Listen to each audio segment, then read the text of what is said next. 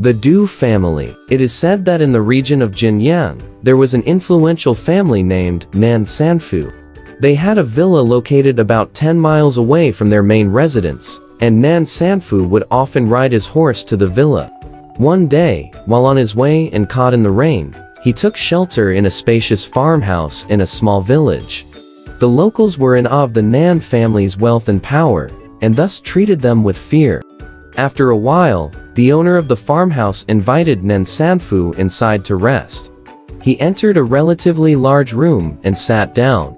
The owner then diligently swept the floor with a broom and offered him a drink made from honey, as if it were tea.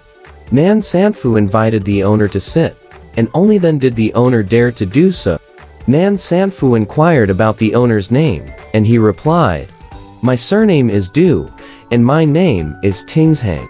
They exchanged more pleasantries, and Dou served wine and fresh delicacies, attending to Nan Sanfu with great care. Dou had a daughter who had just reached marriageable age, and came to serve Nan Sanfu by heating wine for him.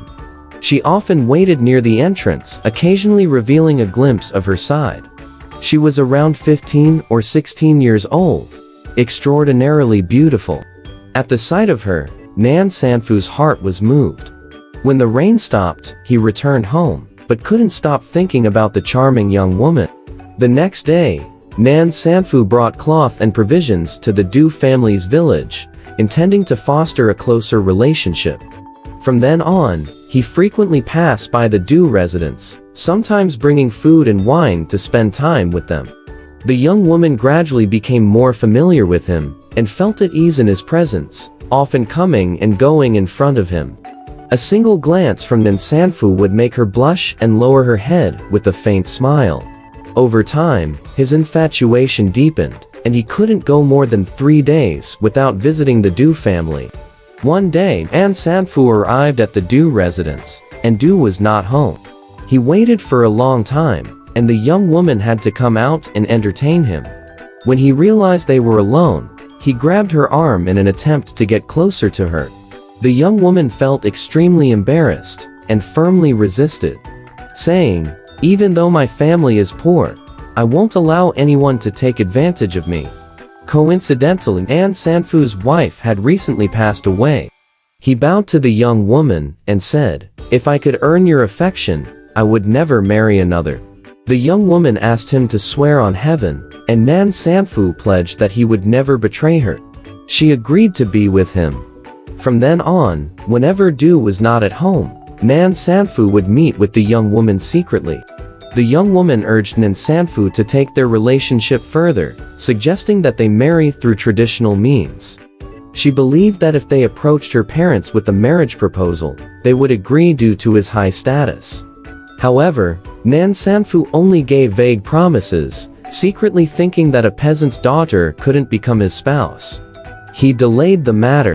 Soon after, a matchmaker came to arrange a marriage for Nan Sanfu, proposing a girl from a wealthy family. Initially hesitant, Nan Sanfu eventually agreed upon learning that the girl was both beautiful and wealthy. At this point, the Dou girl was already pregnant and grew anxious, pressuring Nan Sanfu to marry her. Nan Sanfu stopped visiting the Dou family. Not long after, the Dou girl gave birth to a son.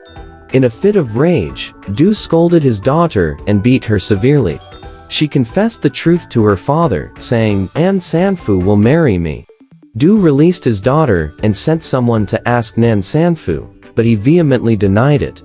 Dou discarded the child and punished his daughter even more harshly. In secret, the daughter pleaded with a neighbor to relay her sufferings to Nan Sanfu, but he paid no attention. One night, the Dou girl sneaked out of her house, holding her son and searching for Nan Sanfu. She arrived at his home and told the gatekeeper, "I must see your master. If I hear a single word from him, I won't die. If he doesn't care for our relationship, will he not care for his own son?" The gatekeeper reported to Nan Sanfu, who instructed not to let her in. The Dou girl leaned against the gate and cried loudly, wailing until the early morning hours. When day broke, she was found dead, clutching her lifeless child. Dou was filled with anger and reported the incident to the authorities. The authorities, aware of Nan Sanfu's wrongdoings, prepared to charge him. In fear, Nan Sanfu bribed them with 1,000 silver taels and managed to escape punishment. The family that was about to marry their daughter to Nan Sanfu had a dream one night. In the dream, a woman with disheveled hair held a child and warned them not to marry their daughter to the unfaithful Nan Sanfu. If they did, she would kill their daughter. However, blinded by the prospect of wealth and status, the family proceeded with the marriage. On the wedding day, the bride arrived with a lavish dowry and her own beauty. Yet, she remained sullen and melancholic, shedding tears on her pillow. When questioned, she refused to speak. After a few days, the bride's family arrived at Nan Sanfu's home to see her. Upon entering, they burst into tears. They went into the bride's room and found her in a panic, asking, "Wasn't my daughter in the back garden of your house? Who is this person in the house now?"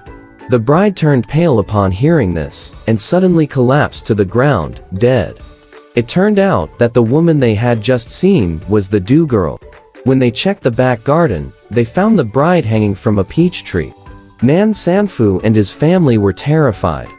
They quickly informed Dou, who ordered the tomb to be dug up and the coffin open. To their astonishment, the Dou girl's body was no longer there. Fueled by lingering resentment, Dou reported the incident to the authorities again. The authorities, already annoyed by Nan Sanfu's reputation and behavior, charged him with grave robbing. He was sentenced to death due to the bizarre circumstances of the case. Alright, this story has come to an end. If you liked it, please give it a thumbs up. Thank you.